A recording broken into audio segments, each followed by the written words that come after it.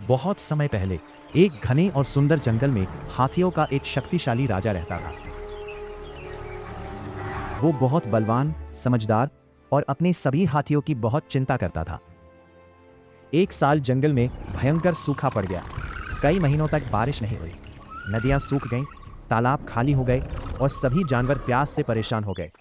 सभी हाथी घबराकर अपने राजा के पास पहुंचे। उन्होंने कहा, महाराज, हमें बचाइए, हमारे पास पीने के लिए पानी नहीं बचा है। हाथियों के राजा ने शांत स्वर में कहा, तुम लोग चिंता मत करो, मैं तुम्हारा राजा हूं और तुम सबकी ज़रूरतों का ध्यान रखना मेरा कर्तव्य है। मुझे जंगल के अंदर एक छिपी हुई झील के बारे में पता है। वो हमेशा पानी से भरी रहती है। वहाँ तुम्हें कभी पानी की कमी नहीं होगी। चलो, हम सब वहाँ चलते हैं। यह सुनकर सभी हाथी खुशी खुशी अपने राजा के पीछे चल पड़े। लेकिन रास्ते में एक बहुत बड़ी समस्या हो गई। उस झील के पास हजारों खरगोश रहते थे। जब विशाल हाथी वहां से गुजरे तो उनके भारी पैरों से कई छोटे छोटे खरगोश कुचल गए। बहुत से खरगोश घायल हो गए और कुछ की मृत्यु भी हो गई। खरगोश बहुत गुस्से में थे और बहुत चिंतित भी थे।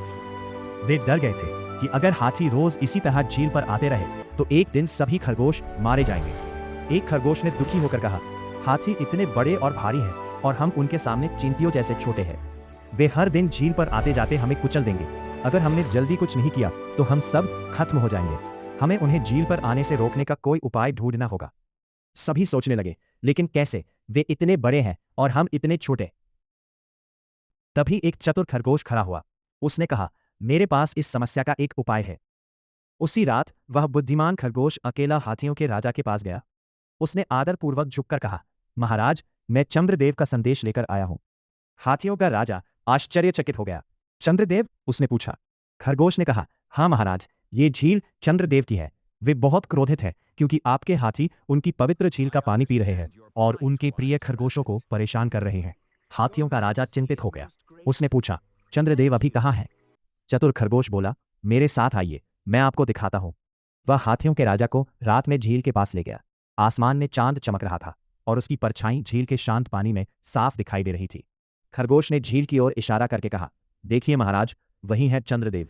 हाथियों के राजा ने पानी में देखा और चांद की चमकती परछाई को देखकर तुरंत सिर झुका लिया। उसने विनम्रता से कहा, हाँ, मैं उन्हें देख सकता हूं। बुद्धिमान खरगोश ने कहा, धीरे से प्रणाम कीजिए। यदि वे क्रोधित हो गए तो आपके राज्य पर बहुत बड़ा संकट आ सकता है। हाथियों के राजा ने तुरंत झील के सामने प्रणाम किया और वचन दिया कि वह फिर कभी वहां नहीं आएगा। उस दिन के बाद हाथी कभी उस झील के पास नहीं आए।